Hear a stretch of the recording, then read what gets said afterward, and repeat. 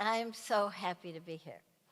I have been waiting for this moment for over a year to introduce you to a man and to a woman that I've fallen deeply in love with, and I'm so excited that you're going to get to meet them and to hear about Daniel Ellsberg's book, The Doomsday Machine. I want to tell you that it was in October of 2016, before the fall, before that day, that I got an email in my inbox from Daniel Ellsberg asking to review a book manuscript, to help out with a book manuscript. And I said, oh, what? Me? What's this going on? Daniel Ellsberg? Well, it turned out we were going to the same conference at the Nuclear Age Peace Foundation, and he had written virtually everyone at that conference asking for help on this book. And there were 12 of us. It wasn't that big a conference, and one of them was Noam Chomsky, and the other was Richard Falk, and John Mecklin. It was a tremendous crowd, but not knowing any of that, my husband David and I jumped into Dan's book, and we spent the next 2 months, October, November, December, 3 months, going through it with a hair comb, working with Dan on the book. And it was the only thing to leaven the horrible thing that happened last November. I need to say thank you. There are innumerable thank yous. Certainly to Town Hall for all you've done for the community and bringing us here tonight. For the Temple Church, which I remember better for the Temple Daycare Center, where one of our daughters used to go. She's now 43. And I want to thank the University Bookstore for selling Dan's book and helping with the promotion. I particularly want to call out and thank Bruce Amundsen and the Washington Physicians for Social Responsibility. It's true that I founded the organization in 1979, and it's true that I worked like Topsy with the whole nuclear issue until the Berlin Wall came down and until 1991. And then I have to admit that my husband and I kind of took a break, and in 2008 I went and played hooky and lived in Costa Rica. I want to thank Bruce for dragging us back and plunging us back into the drama and horror of nuclear war. And I want to tell you that the purpose of tonight's meeting, this is really important, is that this is not an ending. This is not just, you can go kiss the Pope's ring, you can meet a historical figure, Daniel Ellsberg, the man who did more than anything to end the Vietnam War. That's true. He is a national hero. But he's not here tonight so you can sit on your butts, kiss his ring, and go home. That's not the point. The point is to go from here out to the lobby. There'll be 32 organizations represented there who are part of our coalition to abolish nuclear weapons. Don't leave here without signing up with at least one affinity group and committing yourself to making this your life purpose. That's what this book is about. That's what this is for. Biographies. Anybody with a smartphone can look on the Wikipedia, and you can look up, anybody with a smartphone can look up the technical details of these two amazing gentlemen, Dr. Ellsberg and Dr. Bessner. What I want to tell you in particular, though, about Dr. Bessner is that he has a book coming out in April called Democracy in Exile. And we're very much hoping that another time that we'll be gathering here will be to celebrate his book coming out. It's about the role of intellectuals in military planning and kind of the military-industrial academic complex. So I've looked at the preview, and it looks really interesting to me. He's a newcomer to our area, so we're delighted to have him. And I want to mention one other thing about Dr. Ellsberg, about Dan. I've thought about this a lot. In my mind, the thing that is most singular about Daniel Ellsberg is that he went to hell and played the devil's game. He was an author of nuclear war fighting plans. Now, admittedly, what he was trying to do was to limit or mitigate or put an off switch into mutually assured destruction, but he personally wrote plans for fighting and winning nuclear wars. That was his job. So in this book, The Doomsday Machine, he tells about a transformation. What changed from being a military, strategic intellectual who wrote books like, or wrote articles on things like the mathematics of blackmail? Look at his technical papers. They're full of differential equations. He's a mathematician. He went from being a cold-blooded military scientist to the passionate, extraordinary man he is today. So my question is, what caused the transformation from going and being in hell to being not really a saint? And I go to Camus. He's not a saint, but he, like the hero in The Plague, he strives against pestilences. And that's the best any of us can do. So thank you for giving me this wonderful memory of speaking to a crowd. Thank you for allowing me to present my hero and his noble wife, Patricia, who I would like to introduce as well. I'm sure you'll have an extraordinary evening, and please, let's not be strangers. Let's see you again. Thank you.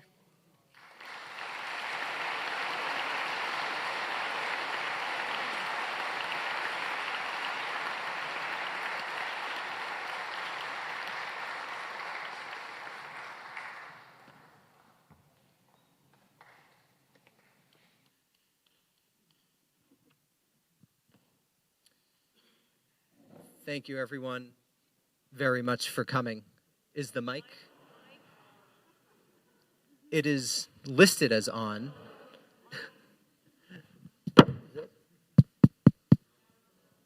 The mic is not on. Check, check, check. This one works. Check, check, check. Very good. Check, check. Okay, great. Okay. Thank you very much for coming. Everyone for coming, and I'd like to thank Dr. Daniel Ellsberg for also joining us here tonight and experiencing the weather that Seattle has to offer. Really appreciate everyone coming out. So I think the first thing to start with here really is what motivated this book at this time? Why now? Why, after all of these years, come out with a book warning everyone about nuclear war, besides the obvious case of our commander-in-chief in office right now? Better late than never. What can I say? I really intended as... I don't suppose anyone here has actually read any of the book, have they? Can I see hands if anyone has? Okay, just 2 or 3.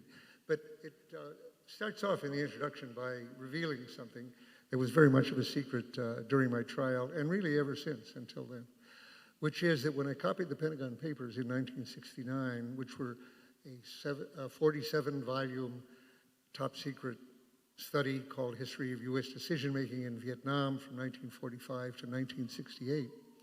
Can you hear me in back, all right? Oh, no. Wait, okay. Can you hear me now? In back, yes? Okay, better? Good. When they said to hold this very close to my throat, to my mouth, I had to think I should really have a Kleenex over it because I've had a cold here. Really? Right here, yeah. Okay, is this okay? Okay. Yeah, okay, good. Great. Yeah, I don't want to hand this one to anybody else after I've been using it. Sorry.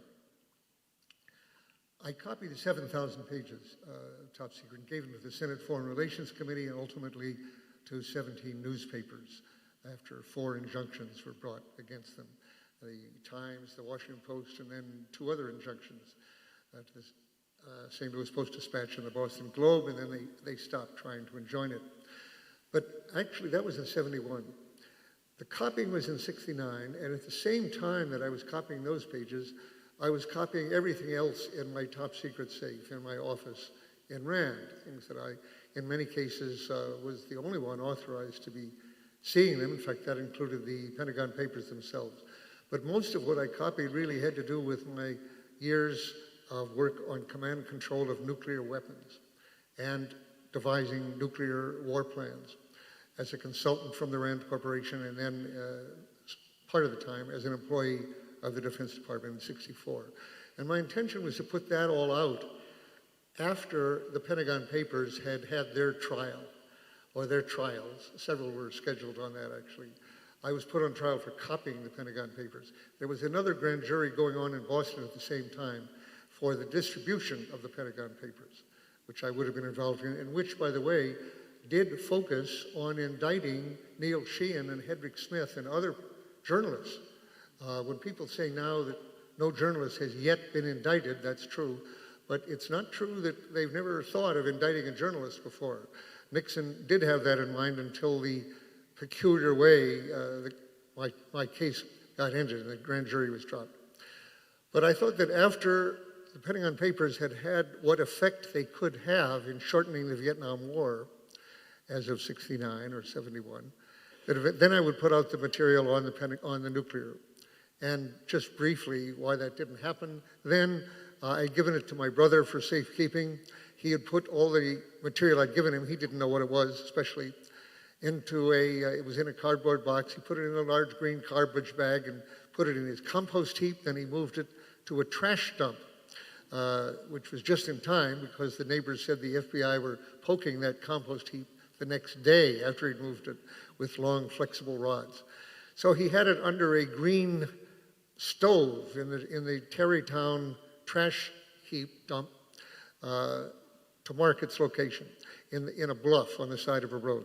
And while I was on trial in 71, and that continued till 73, Tropical Storm Doria came, a small hurricane, and scattered the trash dump all over the landscape. The stove itself was blown apart by about 100 yards, so they couldn't tell where it had been. The bluff went down the side of the hill, and my brother and a friend of his spent weekends for a year while I was on trial trying to recover that garbage bag. They even hired a backhoe at one point and found a lot of green garbage bags in the trash dump, but none with top secret documents, you know. I eventually had to give up at about the time when my trial ended in 73, that those documents were unrecoverable. And I tell this story now. One reviewer, Graham Ellison, said, "Why didn't he tell this story 45 years ago?" I could think of no reason I would have told this story 45 years ago. I always felt it made me look like a schlemiel, basically, of having lost these documents. And we didn't have the documents to show, so there was nothing much to be gained by telling that story. And I just tell it in passing now in the book, partly in answer to the question you raised, why now? The fact is that the other part of the answer is I did what I could to transcribe for my lawyers about a 500-page transcript of what I'd worked on in the Pentagon that might come up during the trial. And I used that as a basis for a submission to my publisher at that time, and the editor said this book would sell 1,400 copies. And I said, well, that's one for every member of Congress. That's all right, you know. Some other people working on arms control said, no, that means we wouldn't publish it. And really, several other times, I've run into the same result. And essentially, this time, I just went ahead and decided, well, I'll do it myself if I have to. This book was turned down by 17 publishers on commercial grounds. No one wants to read about nuclear war, period, which I've heard from other people for a long time. In fact, an earlier agent had told me he wouldn't represent me on a book about nuclear weapons, nuclear war. So we'll see. It is true that I am rewarded now by the presence of Donald Trump in the White House, which has focused people on that problem for the first time in many years. So there's a silver lining to anything, even the end of the world here in terms of sales. I hope you will read the book. That's the point of it. And all of it, including something that no one has yet commented on, actually, even in the reviews. I've gotten good reviews, but they hardly any have commented on the fact that I really spent a fair amount of time in the last part of the book telling about strategic bombing in World War II, because I've always thought it's not possible to imagine, to believe, to credit the nature of our strategic war planning now, nuclear war planning, without knowing its roots in the firebombing of World War II, about which most Americans know almost nothing. Anymore, this is a prejudicial analogy, but you'll see, it'll probably come up in the evening. Any more than Japanese know a lot about the rape of Nanjing. They really don't learn it much in their high schools. And very few Americans, in fact, I'll even ask right now, how many people here feel that you know when and what was the greatest act of terrorism in human history? And by terrorism, I mean the deliberate killing, massacring of civilians, non-combatants. We're not threatening anybody, for a political purpose, killing civilians for a political purpose. What was the largest single night of terrorism in human history? Let me see. Don't be modest. Let me see how many hands. Well, that's almost more than I might have expected. Let me just take one. What was that? What would you say? What? Couldn't hear it. Could you hear it? No, Hiroshima. That's a good guess. Okay, but it's not the case. Hiroshima and Nagasaki are not, yes? Right. The night of March 9th and 10th, 1945, 5 months before Hiroshima, 1945, General Curtis LeMay, head of our strategic bombing in the Pacific, used the results of months and years of experimentation with killing civilians by fire, with burning people to death. As it happened, most people will remember Dresden. How many people here have heard of the Dresden massacre? I was in Dresden a couple of years ago. Well, a third here, so forth. Okay. But Dresden was by far not the largest case of actual burning, of fire. Perhaps 38,000 people died in Dresden. Actually, at the time, some people put another zero on that. You know, they thought there was more than 100,000, but actually it was 38,000 according to the best records in the city then. On March 9th and 10th, just after Dresden, which was mainly British operations, Dresden, along with U.S. participation on the second day, General Curtis LeMay sent his firebombers in at low altitude, loaded with incendiary bombs, and burned to death between 80 and 120,000 people in one night. And they did not die well. It may even be worth going into a little bit what that means. But there's no question about it. What we did was we brought the ovens to the civilians in their beds or in their shelters, in their homes, and killed about 100,000 people one night. I think had that not been done and then imitated in each of the next 64 cities in population of Japan, where they never got a firebombing before, killing about 900,000 civilians before Hiroshima and Nagasaki, Japan. So you say, okay, now that I've said it, have I jogged your memory? How many people now remember having heard of that bombing? Can I see hands? Okay, perhaps 20? So roughly, Yeah. roughly 20. 34. That's part of 30. Part of our history that the Japanese know pretty well, but we don't. And the fact is that having done that, there really was no decision to be made about Hiroshima in a moral nature or strategic nature. People searched for what was the reason, what was the overpowering, overwhelming reason that led people to drop this bomb once it had been developed. And the answer was there was no decision to be made and none was raised. No issue was raised. We did with one bomb what we'd been trying to do, sometimes successfully, every night for 5 months. We'd spent that time killing as many civilians, Japanese, as we could, night by night, except they never again got a big firestorm going, which is another story we have to get back to. But that's, as I say, I felt that was quite an important part of the book, and the last part I wrote, and I hope that people read that part and don't just skip over it as history. So that leads to a couple of, I think, really interesting questions. The first question is, what do you think it was in LeMay, who was obviously General Curtis LeMay, who was a very famous Air Force general who was known for his, to be a character, to say the least. What do you think it was, the moral switch that allowed the United States to participate in these sorts of firebombings, or trying to engender these sorts of firebombings? And then emerging from that, as World War II is often, of course, seen in the American imagination and memory as the good war. And so I'm wondering if you think that it's impossible for there to be moral strategic bombing. Is it impossible for there to be a moral strategic bombing? Well, look, people ask right now whether it's possible to have a nuclear war that doesn't violate humanitarian law, international humanitarian law. And that's easy to answer in a way. War, not so easy. But a use of nuclear weapons, the U.S. always brings up, or the British brings up, anti-submarine war, where the explosion is under the surface, space war, perhaps air war, high altitude over the Arctic or something where, or the desert. Now, the desert is not quite so hypothetical. To have used nuclear weapons, for example, against the trench lines of the Iraqis in 1991 would really have threatened very few civilians. It would have been aimed at aggressors in Kuwait, would have killed them, probably been fairly effective in doing that.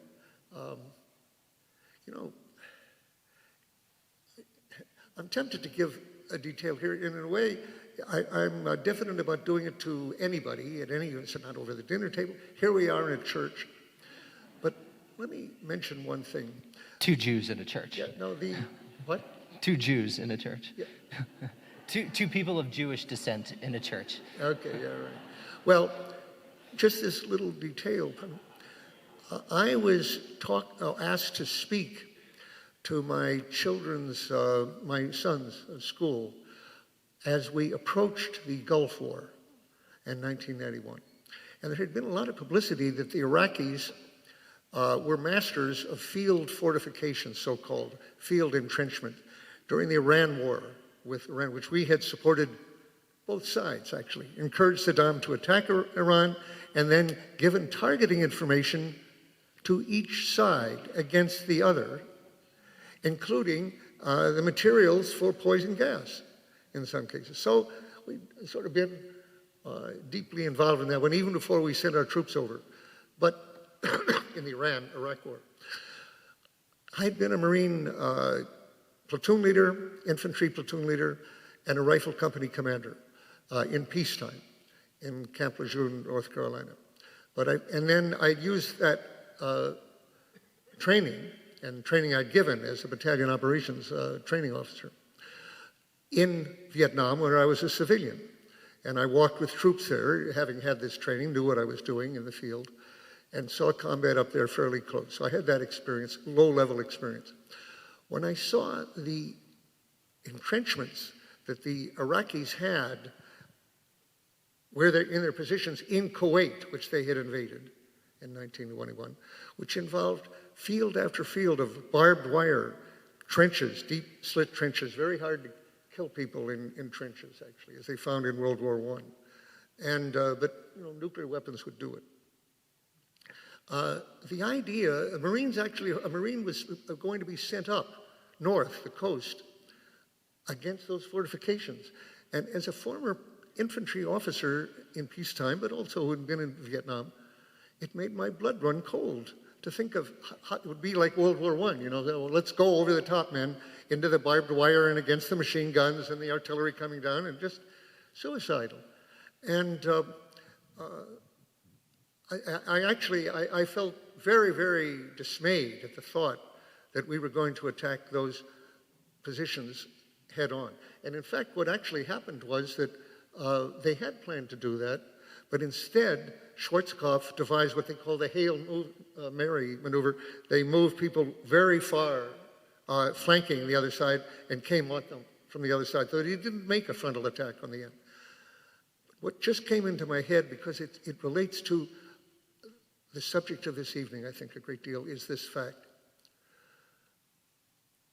They did have a device for dealing with the troops in the trenches. They bulldozed the trenches with huge bulldozers, and they buried the people alive. I mean, we, the Americans did that.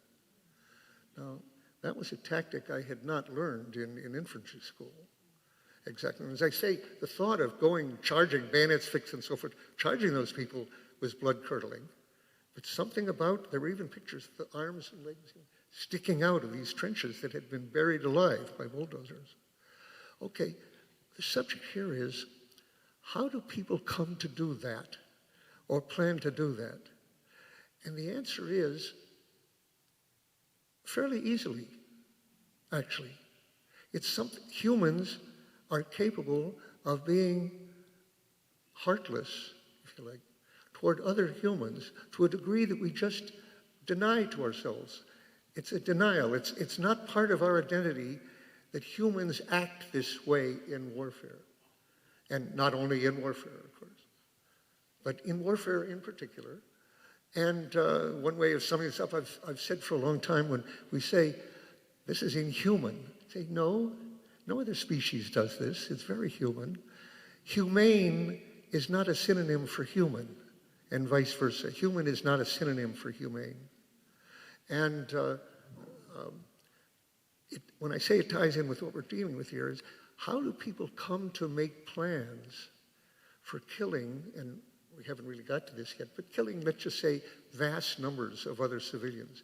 And I'm saying historically, Americans have become almost addicted to bombing because we've thought of ourselves as having, or I should say the Air Force thinks of itself, as having won a war, Second World War, with bombing.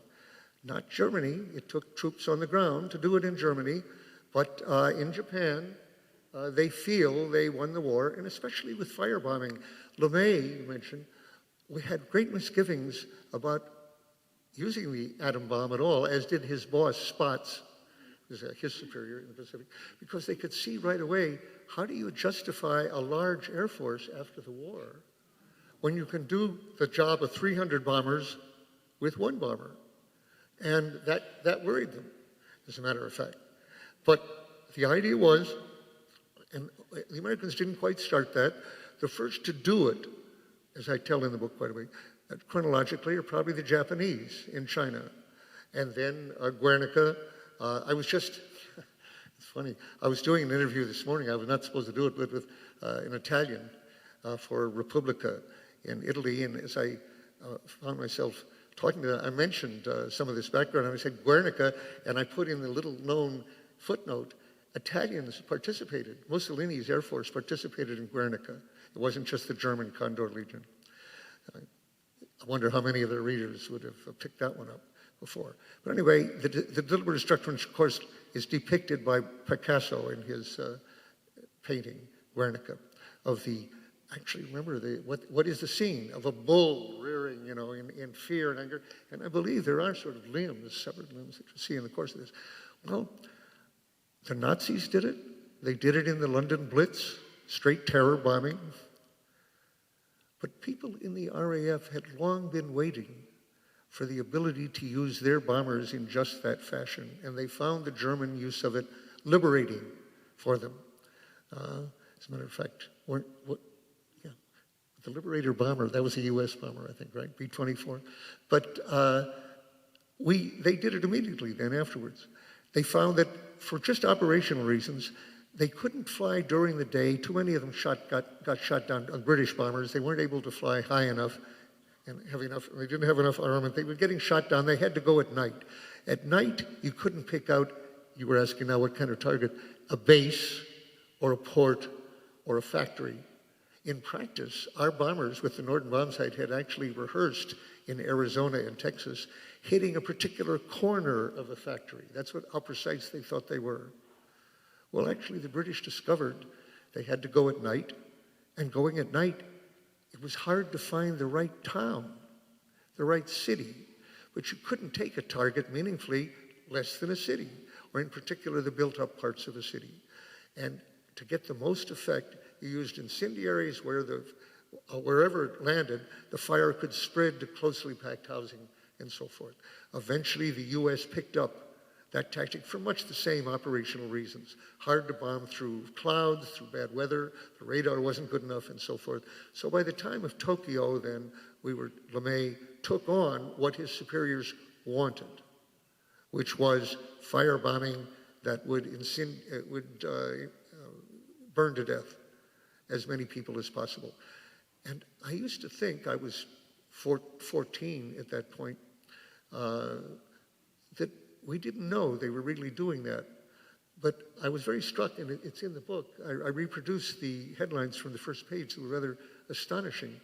Not only did Time magazine at the time say, I remember this phrase, I have it in the book, last night, General Curtis LeMay's Firebirds demonstrated that properly kindled, Japanese cities would burn like autumn leaves. Well, the cities, of course, were cities of people. But even so, I didn't see a number attached to that Japan thing, except that in May, when they went over again, they put an overestimate of how many were killed on this second wave of attacks in Tokyo. And the headline in the New York Times, which I wasn't reading then in Detroit, the headline was, 1 million killed. Now that was a subheading, not a big astonishing thing, just 1 million killed. And in fact, they didn't describe it in the text till almost the end of the article. No protest, no questions raised in Congress, no nothing. Now, they didn't kill 1 million on that occasion, anything close to it, but they were able to say that, saying we had become, in a certain sense, we had become depraved, simply, both the bombers and the people who accepted this. And we talked about Bataan death marks and in answer to your question again, what was Truman's announcement when he first announced the bomb? Last night we bombed a military base, Hiroshima, a military base. Well, there was a military base in Hiroshima, but it was at the edge of the town. It was not damaged. It was not targeted. The target was the center of the town. And it was days, I understand, reading the history, before people really understood there was a city associated with that military base. Actually, the city was the target. I'm saying, if you understand this, you can understand how the Air Force went ahead then, building bombers and making plans for the purpose of incinerating many, many, many people. But what's really interesting, and I think you bring this up in the book in a really illuminating way, is that one of the reasons that these sorts of horrific... A little slower for me, my hearing.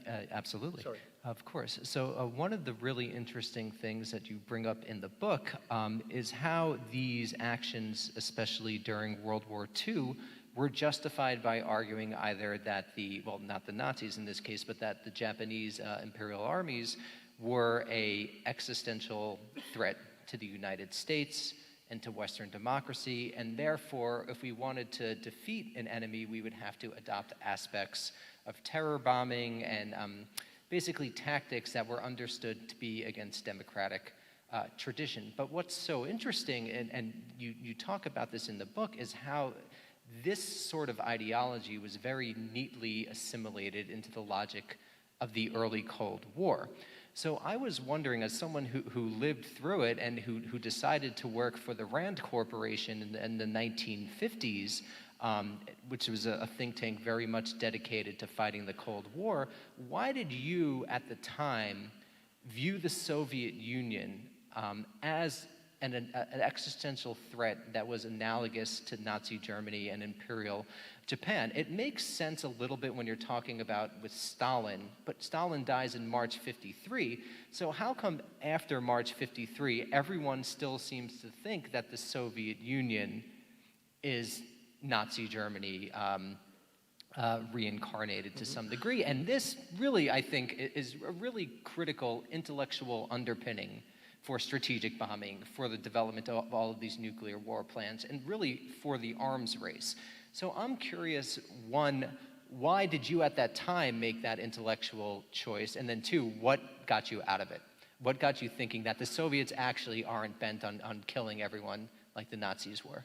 Well, I presume you realize that when you ask why did Daniel Ellsberg think this, you're aware everybody I knew thought that. I mean, this was in the air. Henry Wallace. There were everyone I knew, I say, and that included. But for example, Henry Wallace, in 1940. I distributed leaflets for Henry Wallace on 1948 on Election Day, staying away from the polling places. And I was strongly backing Henry Wallace because I was very interested in the labor movement. I majored in labor economics for the first 3 years at Harvard with the intention of being either a labor organizer, rather romantically, or a labor economist. I joined the UAW when I was 17, and I worked in the Dodge Hamtramck plant when I was 17 with that intention. Next year, different kinds of work. And how I got out of that is another story, but in part because the labor movement was retrenched in the course of the Cold War. It was kind of swallowed up. The Democrats actually, this is a bit of esoteric history, and I'm no expert in it, but they pretty much co-opted the labor movement by getting anti-communist labor leaders like my hero, Walter Reuther of Detroit, against more left-leaning or communist-oriented labor leaders in United Electric and in the faction in the UAW. So, and in effect, moved them away from foreign policy, any emphasis that Wallace was involved in. They pretty much deprived Wallace of most of his backing in 48 by red baiting him and saying that only communists would back him. Well, that was not at all true. In 47, 48, he was extremely popular. But by the time they'd finished demonizing him, others had dropped away, and pretty much communists were his core of support at that point.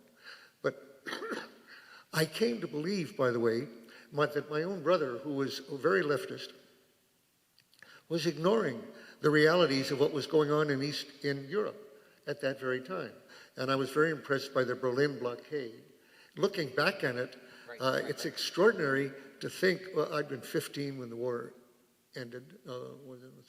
14, I'm sorry. 14 when the war ended. But during the war, Red Star and wonderful things about the bravery, which was realistic, actually, on the Eastern Front in Russia, and they were our allies, very much so. But it's rather extraordinary to think that 3 years after the war ended, Americans in mass, myself very much included, now 17, were determined to stand with the brave Berliners against this tyranny. And they were now our allies, and we were, Curtis LeMay, actually, this was the best action of his life probably, was in charge of the airlift, which was bringing in even coal in airplanes for the people of Berlin. The switch was to perceive, as you say, Stalin as a Hitler. And after 49, a Hitler armed with nuclear weapons. But in the Berlin blockade, 48, we had the monopoly of nuclear weapons. Truman sent B-29 bombers, known as the atomic bomber, which had dropped the bomb on Hiroshima and Nagasaki, sent them over to Britain for the first time with a lot of publicity, and LeMay with them, symbolizing, LeMay was the symbol of using nuclear weapons. And we were sending nuclear bombers over there to assure the Russians that if they stopped our air supply, which they could easily do because Berlin was 100 miles inside, or 200, what is it, inside East Germany, their air could have quite easily harassed and interfered with our air operations. They didn't do that for fear that that would start a nuclear war. By who? By us. Now, whether in fact our nuclear threats were critical or not, Truman believed they were, and even General Marshall, who was a very stable, admirable person in most respects, came to believe that the nuclear threat had enabled us to keep hold of Berlin as a free city inside a tyranny in East Europe. so that the nuclear threat had succeeded in that. And as I'm saying, once you believe that the threat has worked, you tend to use it again. But in my case, and everybody's case, it wasn't that hard to imagine that we had another Hitler here, which is what we were hearing, because it seemed little question but that the people of East Europe were being held captive, down in effect, against their will. In 1953, there was a significant uprising in East Berlin, actually, which scared the hell out of the Russian leaders and led to very great repression. But it was clear, I think, in looking back, and I put it this way in the book, the reality of that was this: Stalin was as ruthless as Hitler, as a matter of fact. In terms of body counts, he probably killed more people than Hitler and killed more communists than Hitler did. And that's not a irony or a joke, that was what happened. We're hearing about Ukraine now and their relations with Russia. Well, Ukraine in the early 30s had been left to starve by the tens of millions, but actually what amounted to more than 10 million people starved to death. So you couldn't get more ruthless than Stalin. But then the question and is, Hitler wasn't. So Stalin dies in 53. Yes, in 53. But the story was, which was quite wrong, Wrong. but the story that I never, here's the other point, I never heard questioned, was that the heirs of Stalin were the heirs of a Bolshevik doctrine that Stalin had simply exemplified, or was the executive manager of a doctrine, a cold-blooded doctrine for world domination and for taking over, and that his heirs were Bolsheviks who were simply as tough, as ruthless, which was not true at all. Why were they holding down all of East Europe, other than to take over Europe as a whole, as a base, unless we stop them? Well, there was an answer. And to show now how far denial and how broad denial can be and how deep it can be, it isn't that obscure an idea. The Russians had been invaded by Germany twice in the same century. And there was no issue more critical in their minds, and we knew it, than to keep from being invaded another time from Germany. And not to go through the whole history as I now understand it, but from in a perspective entirely different from what I held throughout the Cold War, their motives, let's just put this as a hypothesis that was not in my mind at that time, that their grip on East Europe was to assure that Germany, if it was going to be rearmed by the West, which it was, would be divided and would confront a heavy buffer zone before it could do anything to Russia, before they could do anything to Russia again. I have to say, this may sound astonishing, but I just put it to you, the following.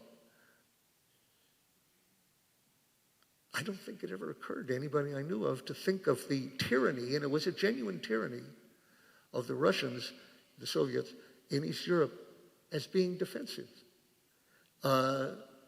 which they thought of it almost exclusively, rightly or wrongly, as being defensive. That was not in our heads at all.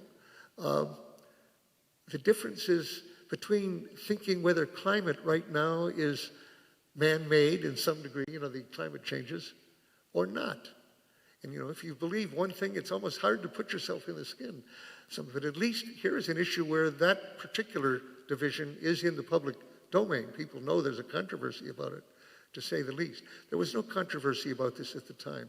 Our elites in the Congress, in the academies entirely, and in the unions, which were had come to be by 48, 49, 50, purged of left-wing elements and were entirely Cold Warriors.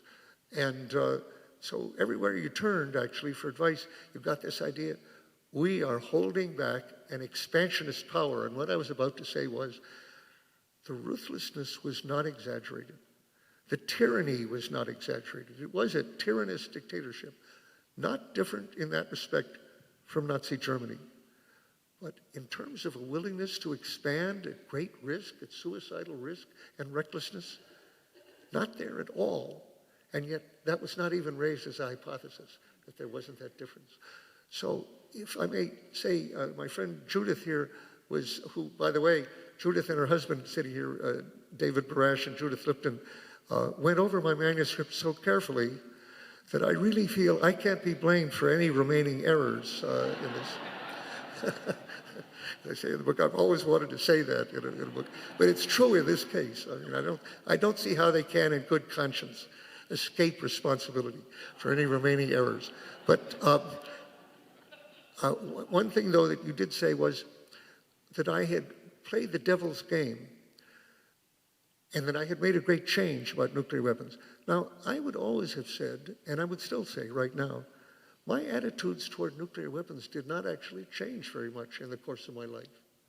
As I say in the book, and I won't go repeat it here, but I happened to be in a minority of Americans, and I won't tell the reasons why, who was very dismayed and made very uneasy and anguished by the bomb when I was 14 years old. And I never really changed that attitude, even though later I was working on war plans. Now, how could that be? And the answer is the same way, and not to give myself airs here, I'm talking about a 14-year-old boy, a 20-year-old, to compare myself, let's say, to Leo Szilard, or Rotblat, who later shared the Nobel Peace Prize as representing the International Physicians for Prevention of Nuclear War, Joseph Rotblat. They worked on the Manhattan Project because they were sure that they were in a race with the Germans, who had, after all, actually discovered fission, first achieved it and then explained it, Germans. And there was every reason to think that in a theoretical way, at least, they were ahead of us in exploiting the possibility of a bomb. And so, really, as they, of course, like Szilard in particular, but who, and a number of others, like Rabinowitz, Eugene Rabinowitz, who was later the publisher of the Bulletin of the Atomic Scientists, and established the Doomsday Clock under his editorship of the Bulletin of Atomic Sciences. That did not represent a change for him from his working on the bomb during the war, because the purpose during the war was to ensure, if possible, that there would be no nuclear war, that the Germans would not have a monopoly of nuclear weapons, which they thought of as an ultimate terror. And in fact, if Germany, and this is just a real speculation on my part, and you're a historian, I put it to you, if Hitler was not being pressed to military expansion by anyone known to me. I've studied this quite a bit. I don't remember ever reading somebody who was to the right wing of Hitler on this one, more militaristic, certainly not his generals. But he was telling them in 37, in the Hosbach Memorandum, and in 39, his plans for expansion. Now, that was not because everybody realized if Germany doesn't expand, they're in deep trouble. No, that was Hitler, who got it in part from Albrecht Haushofer, the geopolitician. What if Hitler had waited? The fission is in 1938. The Munich is in 38, but his takeover of Prague, the rest of Czechoslovakia, the beginning of 39. No resistance to that because of threats they were making against Prague, straight blackmail. If you don't let us in, Goering was saying to Hacha, the president of Czechoslovakia, our bombers will burn Prague to the ground. Let me assure you, we have laid on very generously on this. Nothing will remain in Prague. And when Hacha finally signed the agreement allowing the Germans to come in to the rest of Czechoslovakia, he said to his foreign minister, our people will curse us forever, but we have saved their lives. He said, okay, so that blackmail actually worked in 38. The war wasn't on 39. The war wasn't on yet. September 1st, 39, he attacks Poland. What if he delayed that until they had the bomb? There was every reason to believe, and if anybody here, we can talk later, but I'd love to hear a contradiction of this if somebody knows better. But to the best of my knowledge, not as an expert, but as somebody who's read a lot about this, the Germans indeed had the best scientists. They had expelled, a whole slew of Jewish scientists, which was very costly to them. Well, let me take that back. The Jewish scientists didn't win the war in Germany. Hitler didn't suffer from that specifically. The Japanese did, you might say, and the rest. But they still had Heisenberg, the uncertainty principle, no better nuclear physicist in the world, to study this. And the basic inhibition they came up with was, we can't do this in less than 4 or 5 years. And Hitler was very impatient, a factor of his character and historical events. And it had to be now. It had to be now. He wanted the war over fast. So he didn't pursue nuclear energy. What if instead they had convinced him that you should delay this for several years till we have the bomb? I think there would be a Nazi Eurasia right now, or at least in Europe. I don't think you would ever have gotten it out. It's an interesting counterfactual because I think he was worried about. It's an interesting counterfactual because Hitler. Okay, that's counterfactual. Yeah. But I was saying, what then followed, since he didn't have it, was that we had the monopoly. We were facing somebody who was holding down East Europe the same way Hitler had held down East Europe, pretty much. Okay, looked very similar there. And the idea that they wanted the West. By the way, there's an analogy very much to something right now. There's a number of analogies right now. Khrushchev did want to get West Berlin under East German control. Absolutely. Why did it matter so much?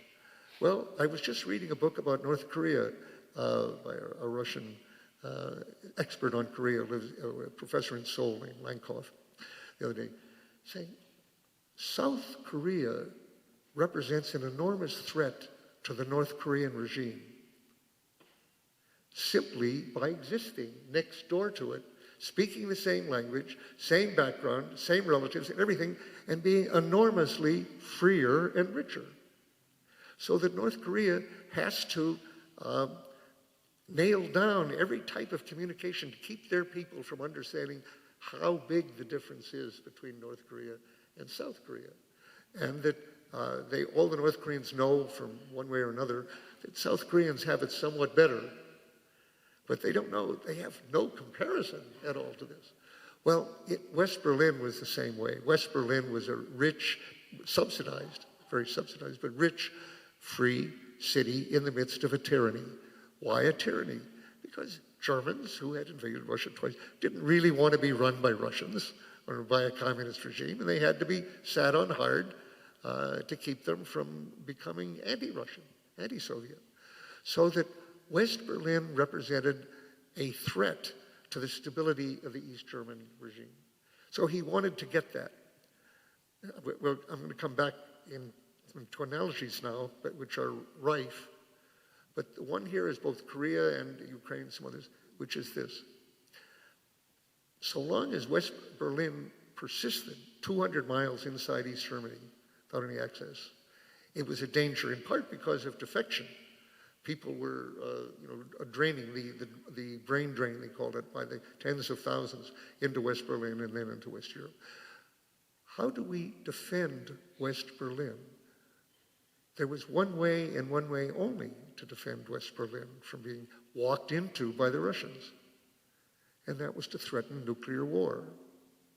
Well, we did that in 1948 with the B-29s. Now, actually, the B-29s we first sent over were not configured for use with atomic bombs. They had to have special bomb bays, special racks. They didn't have those. And we didn't send any nuclear warheads with them, though eventually we did. But that bluff worked. That's when we had a monopoly. Later, then, when Khrushchev raises the threat again of basically blockading or simply walking into West Berlin, the threat under Eisenhower and then under Kennedy, under us, was that threatens World War III. Meaning what? Meaning, and here I was involved in some of the planning, in a kibbutzing role primarily. It wasn't my main field. But the idea was, well, we send troops in if they try to blockade. If they stop those troops, we send a bigger brigade, to test it. And if they stop those, armed conflict. And what does that mean? There were 22 Soviet armored divisions within that part of Germany. There was no way in the world we could force our way into Berlin to give them access. And what if they stopped air access this time as well then? So you couldn't hold it by air. We would use tactical nuclear weapons. Okay. But by this time, the Russians had hundreds and hundreds of tactical nuclear weapons and medium-range weapons. They could obliterate Europe. This is before they got ICBMs, even, with which to attack the US. But they could wipe out Europe. What we were threatening was a threat of insane action, a threat of, as arose in Vietnam, destroying the village in order to save it, literally sacrificing Europe in order to keep Berlin from being occupied. Now, that's a threat of an insane action. And it's tempting to say it's an insane policy. And actually, I will say that now. But at the time, you could also say, no, it's a threat of an insane action, of a suicidal, homicidal action, and it can work. And it did work. And nothing else would have worked. So that's where we were then. Now we move up to, however, I would say, to have threatened essentially what we then thought of not as nuclear winter, not of homicide. We didn't know that was in the cards yet, but we did know total annihilation of Eurasia, Europe and Asia.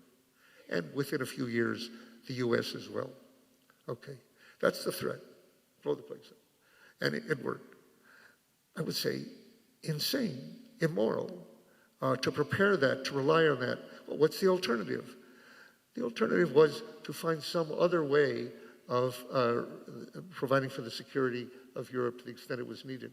For example, you could transport every Berliner into West Germany, and you could take every block, you could take every brick of Berlin if you wanted, and move it out on an airlift, or simply rebuild it outside for a fraction of the cost we were spending on the ability to destroy life in the Northern Hemisphere in order to do that. But that was not even raised as a possibility. We just make the threat. Now, move up to what's happening right now. North Korea feels that we intend regime change. They're right. Regime change has been in the minds of the White House, Democrat and Republican, for a generation here. We exercise invasion annually of North Korea with South Korean forces, and we're doing it last month, exercising the invasion of North Korea. We exercise and prepare for, and we deploy special forces units openly described as meant to assassinate Kim Jong-un and, quote, decapitate the regime. But this little fat, little rocket man has this paranoid fantasy that he might be under some threat from the US, just because we do stuff like that. He's, what can you do with him? So he feels that he needs a deterrent against this attack, which we are constantly exercising. And he has, for reasons I won't go through all the history, but he acquired now nuclear weapons. But they only have the range to annihilate South Korea and large parts of Japan. Well, you might say, that should be pretty deterrent. It would deter me. Except that we have Lindsey Graham, now the confidant of the president, who has now said repeatedly on television that in course of golfing conversations on weekends at Mar-a-Lago with President Trump, he has said face to face to me, and I agree with him, remember, the casualties will all be over there. Repeat, he said, thousands and thousands will die, but they won't be over there. They won't be over here. Okay? Now, statements like that in the press give Kim Jong-un the feeling that his deterrent isn't fully adequate against this administration, and that he must have the ability to kill Americans as well. I lived through an analogy to this that is exact. Khrushchev found that he was going to lose the one ally that he had in the world, Cuba, that had not become communist through Soviet troops going into it. They had even a sentimental attachment to Cuba, And for that reason, it reminded them of their revolutionary past and their fathers. They loved Che Guevara, but also they would be blamed by China for losing Cuba and not being able to do anything about it. But at that time, if we had gone into Cuba, they could have walked into Berlin. And Kennedy had that very much in his mind. If we invade Cuba, as he was exercising during 1962, the biggest exercises we had done since World War II against a mythical dictator named Ortsak. Castro spelled backwards, as Khrushchev noticed. And Castro said, I used to play a game like that when I was a kid. Yes, backwards spelling of names. So we were exercising invasion of Castro. So Khrushchev, feeling that his evident ability to annihilate Europe was not a sufficient deterrent, decided to put missiles in range of the U.S. by sending them to Cuba. And by the way, no Americans to speak of outside the CIA in the White House and a handful in the Pentagon were aware that we were preparing invasion plans and were attempting to assassinate Castro with the help of the mafia under both Eisenhower and Kennedy, and to some degree under Johnson later. So we didn't know that, but they knew that. So they were responding to that in effect. And we're looking right now at a country, Kim Jong-un, that is faced with what is no longer covert, absolutely open intentions and efforts to overthrow them. Now, how much can you sympathize with North Korea? A tyrannous, murderous regime, a dictatorship, closed, couldn't be worse particularly. Expansionist, a threat to the United States? How so? And is it possible that they could do without ICBMs and H-bombs? People who know the story of North Korea, not me, but I read people, Don Coughlin said, yes, they are open to negotiating no longer missile tests or warhead tests. At least there's every reason, and the Chinese and Russian propose just that could do it. They then would not have a threat to the U.S. directly. They can, by the way, just put a warhead on a boat and send it over here very easily, and they've always been able to do that. So when Lindsey Graham says the casualties will all be over there, he's not quite right. We would go, Los Angeles would go, Long Beach Harbor would go probably from a boat, not in 30 days, not in 30 minutes, but in 30 days. But as of now, they're trying to get ICBMs. The idea of getting them to give up ICBMs and H-bombs is said by everyone who knows anything about Korea to be very possible and worth doing. To get them to give up their existing fission atom bombs, which they regard as the only deterrent to the death of Kim Jong-un and his regime, is not feasible. And Trump is saying that as a condition of negotiations right now, which is not possible. Kim thinks he would be crazy to give up those weapons. And that's not the kind of crazy he is. The kind he is crazy, it seems, is that he thinks that if it comes to war, the important thing is to get in the first blow, give the other side a severe bloody nose, and cause them to back off. That's the only way you can do it. You can't win in the end over. You can't defeat the United States, but he could cause them by hitting their local bases and whatnot to say, oh, this is costing too much. Let's make terms. That's crazy. And it's the nature of NATO planning for 40 years. Pretty much the same plans we had. And today's news is, in the Wall Street Journal and elsewhere, behind a paywall, but somebody gave me a copy, that our plans that we're now considering under H.R. McMaster, the Special Security Advisor, is, quote, to give the North Koreans a bloody nose, to show them that we are determined. We really do want them to give up their nuclear weapons, and to show it, we hit their missile sites, we hit command and control, we do something else. The chance of that actually ending hostilities is as close to zero as anything could be. Nothing is quite zero, come to that, but that's very close to zero. That's not going to happen. Both sides, in other words, are under the crazy impression that it's better for them to go first than second. And if they're convinced that war is coming, or in Trump's case, that it's the only way of getting rid of their nuclear weapons, he might do it. And actually, he's not wrong about this. There is no other way, no other military solution. Let me quote one of my favorite authorities, Stephen Bannon, who has been saying throughout, before he was fired, there is no military solution in Korea, one of the reasons he was fired. Well, when he's right, he's right.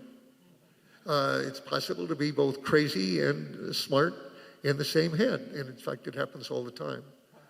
And so Trump, on the other hand, if he really believes that he can, or H.R. McMaster, he can give the North Koreans a bloody nose and it will stop there, it's crazy. And okay, the theme of my book was expressed in an earlier form of the title, A Chronicle of Madness, that the nuclear epoch has been one in which very widely leaderships in both sides have believed, have held crazy beliefs as to what was possible, what was necessary, and what was justified. And they've been allowed to do that to a large extent. Just as Republicans, let's say, will go along now with the idea that there is no man-made climate change.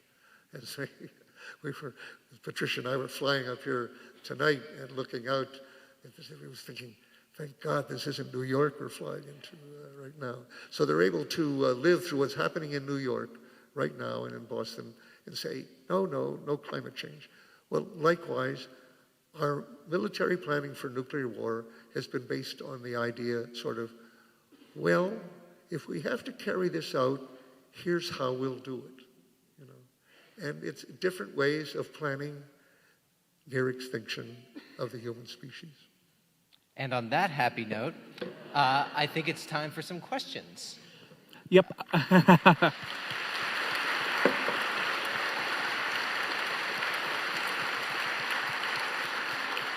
So my name is Edward. I'm from the town hall staff. I invite you to come line up. We have a brief amount of time for questions.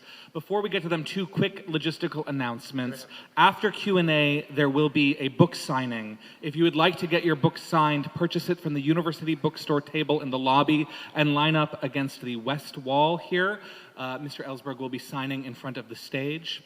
One other announcement, the Washington Physicians for Social Responsibility will be convening a follow-up conversation about tonight's event here in the church on Wednesday, January 24th. If you don't get your question answered or come away from tonight with many more questions and want community around that, you can pick up information on the WPSR table in the lobby.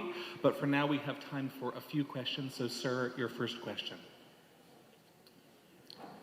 Last night, Rachel Maddow talked about Mike Gravel and how you gave him information to try to get the Pentagon Papers released.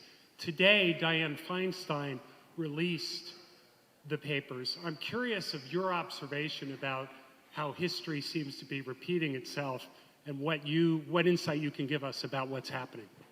I'm sorry, I'm going to have to...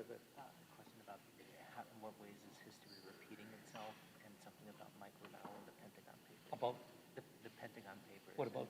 Trying to get it stopped, and he's asking, what do you think about history repeating itself? Yeah. Well, I think I've thrown up a number of clues, in effect, to my feelings about the extent to which history was repeating itself, which is unhappily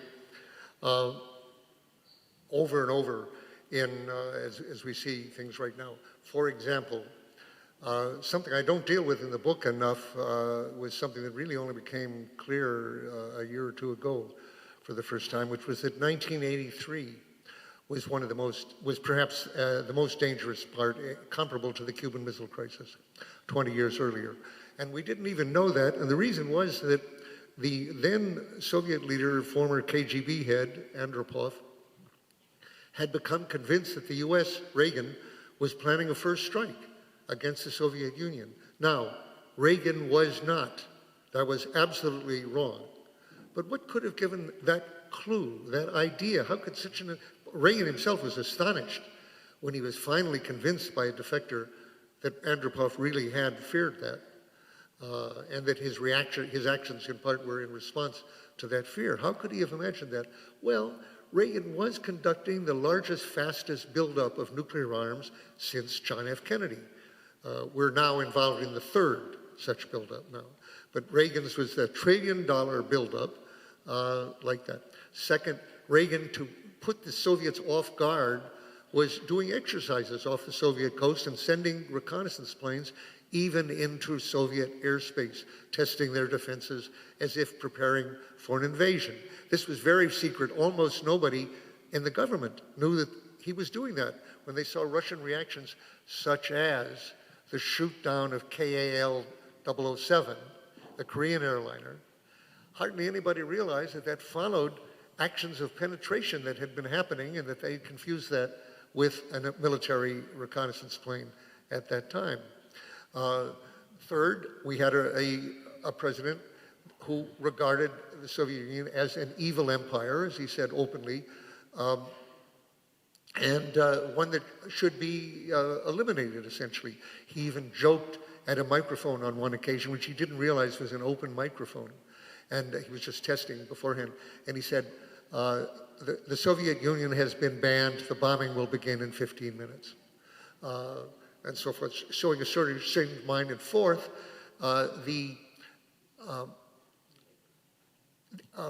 Reagan was batting down the idea of a nuclear weapons freeze, of the kind of freeze word that's come out recently in connection with North Korea, stopping exercises on our part, stopping testing on their part. Well, the idea of a bilateral nuclear weapons freeze, with no more nuclear weapons, which I was a big part of, had to be batted down by Reagan very, very hard. He was putting first strike weapons like Pershing II into East Germany with an ability to hit Moscow within minutes.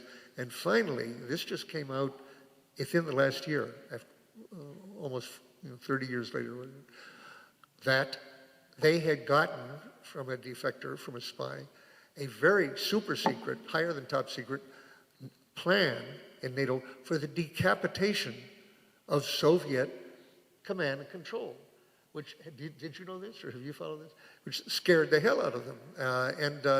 As I say, this only became available in the last year, that they had this plan for cyber warfare, basically, and for hitting various command and control points, which looked exactly like a first strike plan that we might think might work. So here we had gotten Andropov into thinking that we were preparing to use an exercise, which was a nuclear weapons exercise in Europe called Able Archer, would be the cover for an actual surprise attack. And he had a huge intelligence thing going on. Up to this point, it's exactly like the present, both with respect to Russia and North Korea. And B, one little factor in here, Andropov, the KGB former chairman, and now the prime minister, the president, believed that Reagan was crazy. And he wasn't the only one who thought that, actually, to remind people at the time. And just a little footnote right now, it's in the news this week more that Reagan was showing evidence of Alzheimer's in the White House, and which of course later became very evident. But he regarded him as crazy. We have an open discussion going right now of whether we have a crazy president or not, or whether he's only pretending to be crazy, and whether that makes a difference, all of that. All of it leading up to the notion that they feared that this person might actually launch a surprise attack, okay? All that is similar. And now, what no one who's commented on this crisis, I take it you've studied it, the Able Archer and so forth, nobody comments on the fact that Andropov's readiness to respond to that was to preempt the attack. To move first. Go second first. Don't wait for the first one to go. Don't do like Barbarossa in World War II, where Hitler's armies captured millions and millions of Russians with a surprise attack. No, go first in a nuclear era. But that's insane. That's insane. Go first. The world ends when you go first. As of when? When did we learn that? 1983. That's the year of Able Archer. In that year, Carl Sagan and the others came out with the news for the first time that the smoke from burning cities would be lofted into the stratosphere by firestorms. And here we were asking whether history repeats itself. In World War II, we were only able to get firestorms going 3 times mainly, though there were 2 other rather very small firestorms at Hamburg, Dresden, and Tokyo.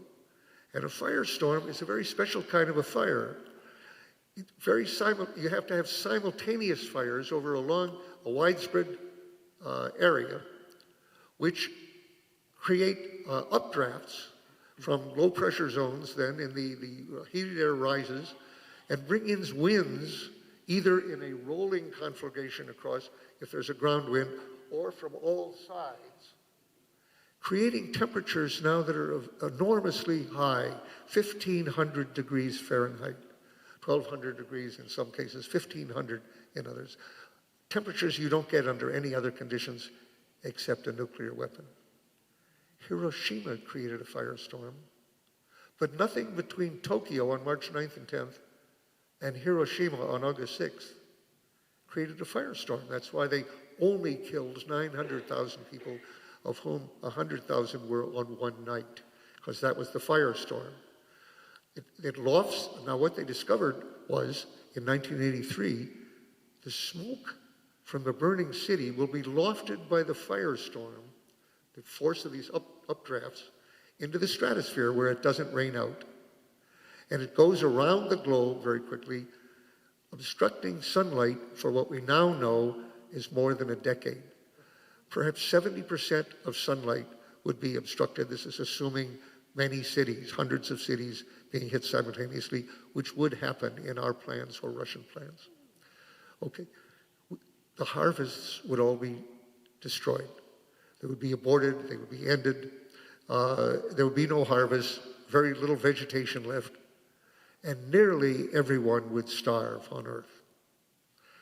Nuclear winter, not only a matter of the lakes freezing and the rivers freezing in terrible cold and drought and whatnot, but the death of the harvest would mean that the world food supplies of about 60 days would be over.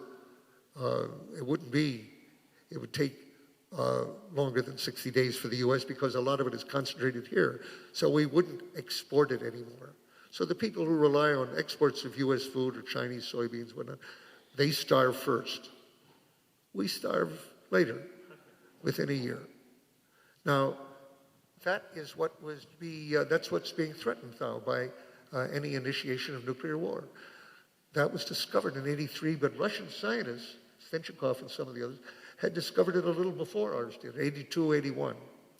Gorbachev referred to this. So Andropov plan of preempting the attack, was he crazy? No one ever said Andropov was crazy, but this was a crazy plan. It was exactly like ours all this time. And the idea of preempting. Right now on North Korea, nuclear winter is not at stake. Of 9 nuclear states, only 1 cannot blot out enough sunlight to starve at least 2 billion people. The Indians and Pakistanis can do that. The others can do more. North Korea, whether it has 20 or 30 or 60 weapons, can't cause nuclear winter. And they don't have enough cities there for us to loft that much smoke. But what would be involved is the death of several million people, more in one day or a week than has ever been seen in the history of the world. See, the biggest, number 1, is Tokyo, 100,000, 80 to 120,000. This would be several million within a day or a week. So bigger than ever, but not nuclear winter. Andropov, however, but not a good idea for North Korea. If North Korea thinks it's a good idea to start a war with the United States, wrong. That would be wrong. On the other hand, if he has made provision to assure nuclear response to his being killed, Kim Jong-un, That's like every other ruler pretty much on this. Hitler was willing to see Germany burned to the ground if he was going to get killed. I would say that ideas of decapitating Kim Jong-un are as reckless and murderous as they could be. But come back to Andropov. Andropov was not Donald J. Trump. And yet, his plans were to preempt. And here's what I put to you, Daniel. I haven't seen anyone comment on that. No one has said, and by the way, this plan, because it's so familiar, it's a SAC plan, a Strategic Air Command. That's what we would do, with the same effect. Exactly. So we are building now another $1 trillion, perhaps $1.6 trillion, in allowing for inflation in the next 30 years, for weapons to do exactly this, to preempt an attack with this effect, right? So I'm saying that it's a craziness altogether. And in answer to your question, does history repeat itself? It hardly changes. It just goes on. Okay. So I want to say we are running very low on time, and there's many people who want to ask questions. So I'm sorry, we will not be able to get to many more questions, but we can do one last question here. I'm sorry. Yeah. All right. So, Dan, I have a one-sentence question about the increasing automation of military operations and warfare. By the way, Peter Lumsdaine from the Ground Zero Jeep action in Nevada back in the 80s on the Vandenberg MX campaign. So my question is, how do you think that the rapidly accelerating rise of corporate military robotics and artificial intelligence affects the challenges and resistance strategies for the human race in this century? How do you think the corporate rise of AI, artificial intelligence, affects basically deterrence and nuclear planning going forward?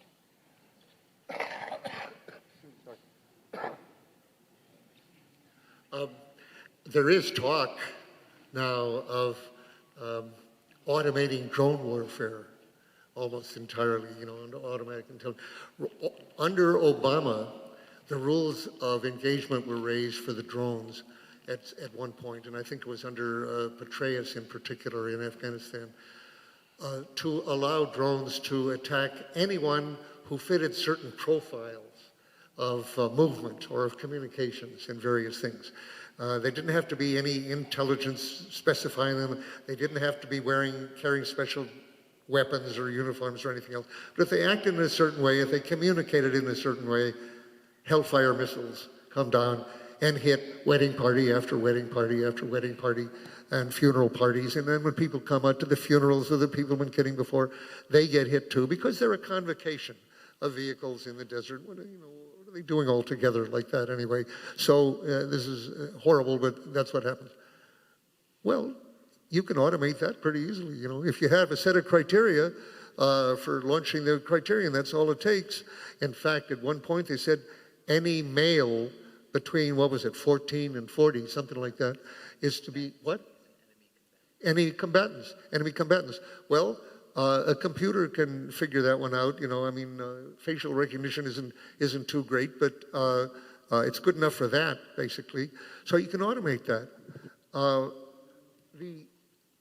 In the book, I quote, going back now into the 50s, General Cooter, who had various jobs, but at one point he was head of North American Air Defense Command, at other times Pacific Air Command, was saying to Herb York, who was then the director of research and engineering, I think at that time he was still director of Livermore Lab. Later under Kennedy was research and engineering.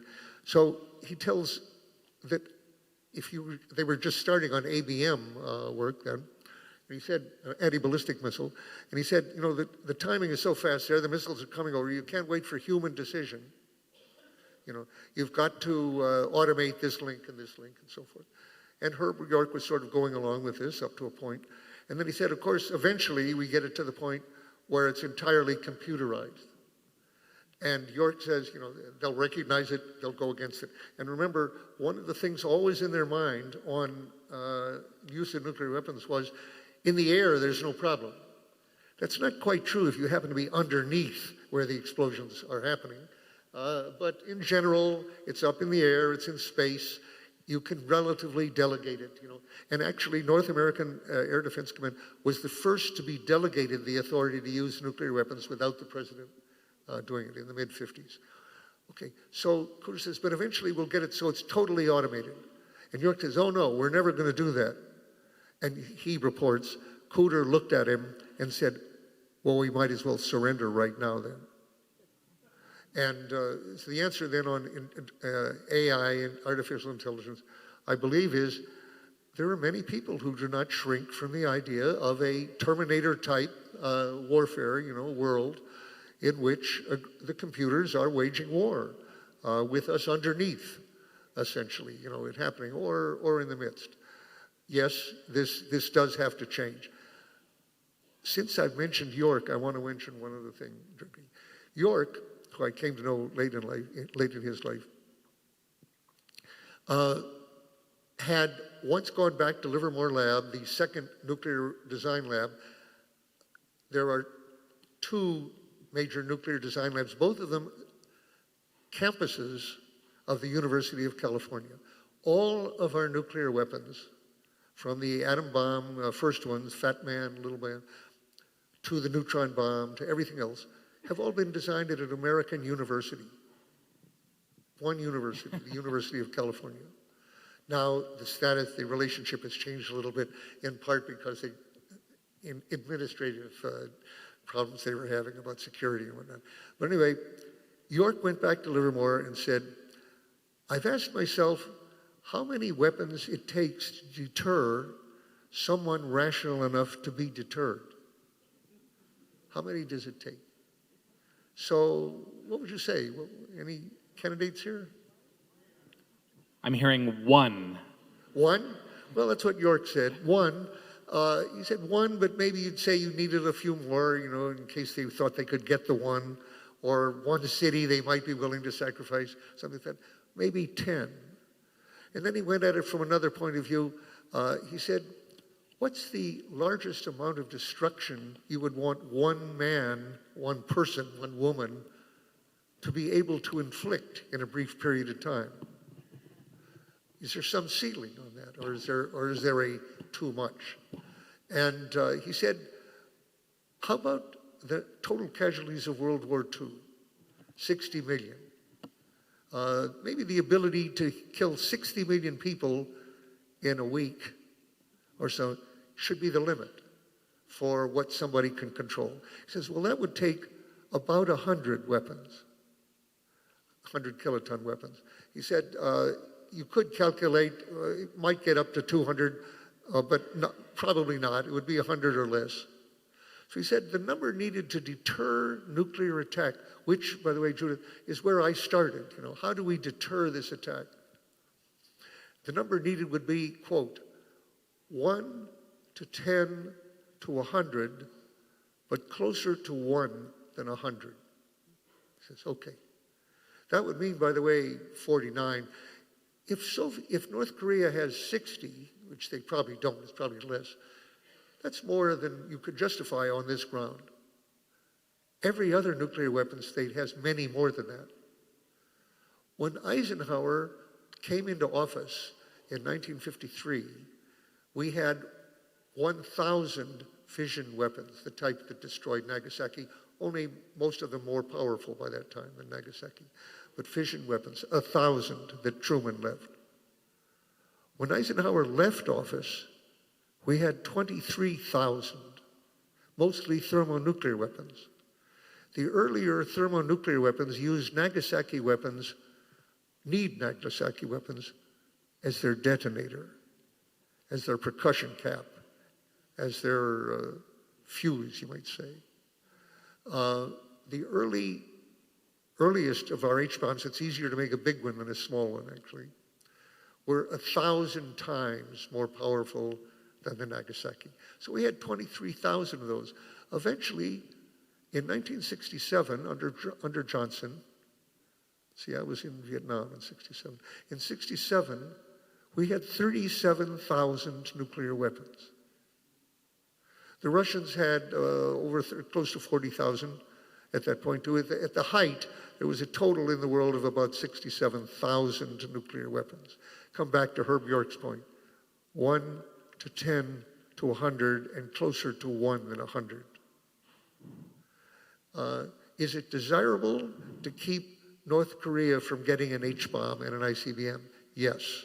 It was also desirable that Pakistan not get them, and that Egypt and that India not get them, et cetera, et cetera. In fact, all of the others, in effect. Would that be the end of the world? Or is there any reason to believe, by the way, that North Korea would use those weapons against the U.S. out of the blue, unprovoked? Actually, no reason. Is it impossible? No, I wouldn't say it was impossible. He could have a false alarm. He could go crazy, something like that. It's definitely desirable he not have them.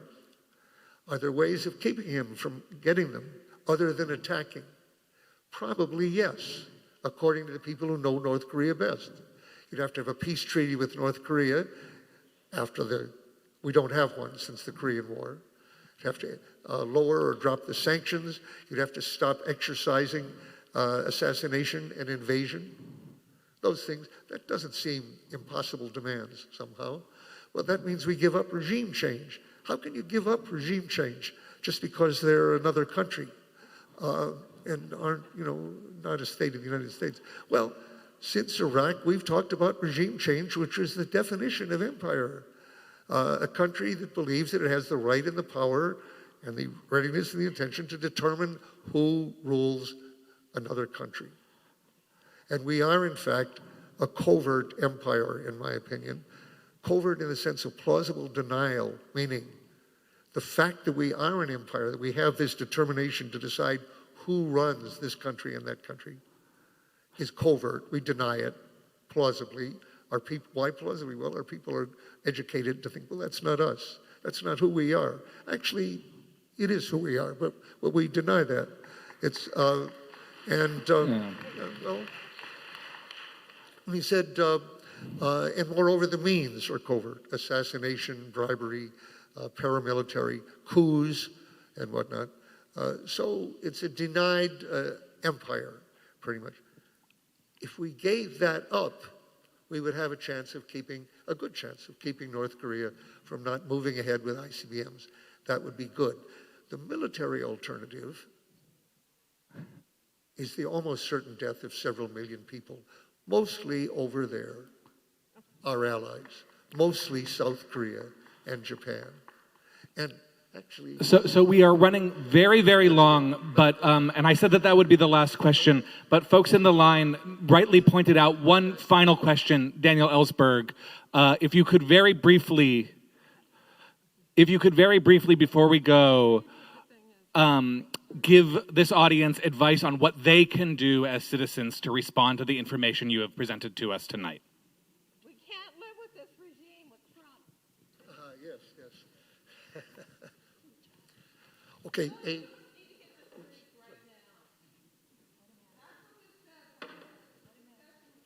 I would say the current situation calls for the highest degree of one can imagine. I can't imagine what would be too much non-violently and truthfully to do, to convey to Congress, but above all to the executive branch, there must not be an attack on North Korea.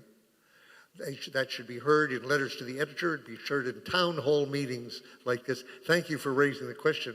I apologize for not raising it earlier, and I think Judith and David are going to raise this more about the discussion of what to do. But I would put it the highest priority, avoiding a war with North Korea. And keep in touch with that in a way you couldn't do years ago. But now it's possible on the internet to find out. A tremendous amount is leaking out, to be sure, to the rage of Trump. I can certainly say, by the way, that if someone in the administration, there must be hundreds of people, thousands of people, who have access to estimates in the administration that officially tell that not all the casualties would be over there, and that the casualties over there are absolutely intolerable. That's not the word that would be used officially.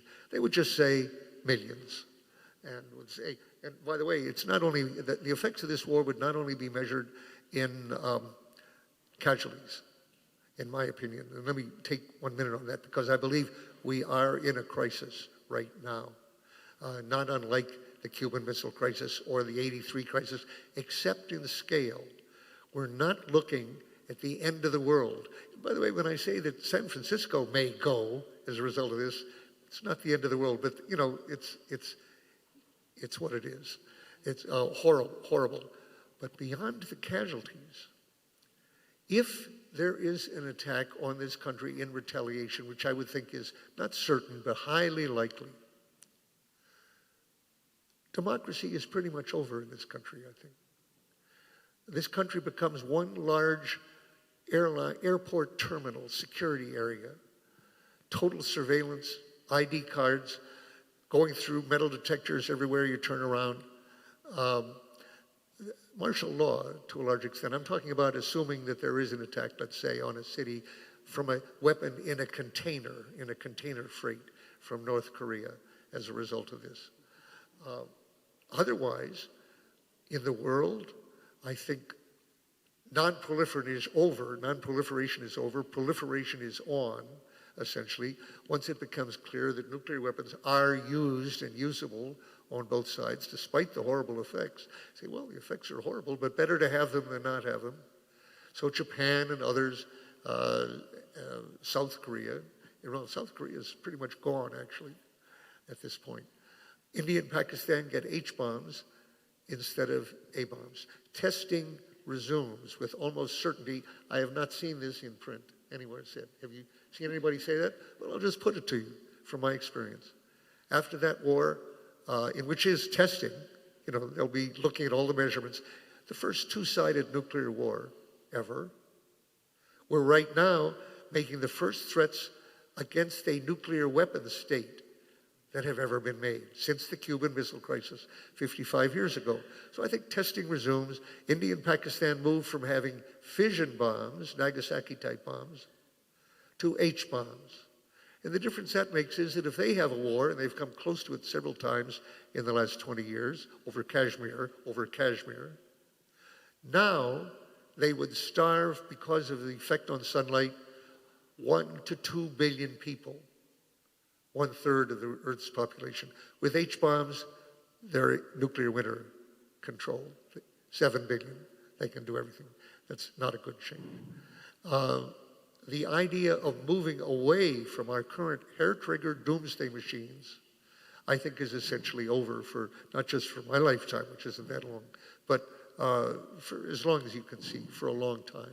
It'll have to be a very different world generations from now to move away from the doomsday machines after the war, which is being told we are considering it, we are preparing it, we're ready to do it, and this and that, daily, like today. So there should be committees of correspondence, there should be town hall meetings, as there were, for instance, there were meetings with legislators when they come back, Republican and Democrat, as there were when the issue arose of war with Syria, over the gas attack in Syria. And it was the American public, not really particularly triggered by activists, as far as I'm aware, that told their legislators, what was this, 2013, we don't want another Middle Eastern war now. And there's a case, by the way, where Syria is a horrible situation, Assad, a murderous tyrant, and where I think that U.S. intervention could only have made matters worse, even worse than they actually were. So we managed to get out of that with the help of Putin, actually, and Barack Obama. The ultimate thing, though, going beyond this crisis, which is right now, this month, next month, is, I would say, a necessary element is we need a new Congress. There has to be a Democratic House and or Senate, and it has to be different Democrats from the ones we've seen for the last 10 years. That hardly gets us anywhere. But with Democrats who are different from the ones we've seen in this, I think then the possibility for investigation, for raising all the issues that I raised, for allowing the public to be heard on this, it becomes possible. And it's not only bad things that happen as surprises. I've lived long enough to have seen several secular miracles.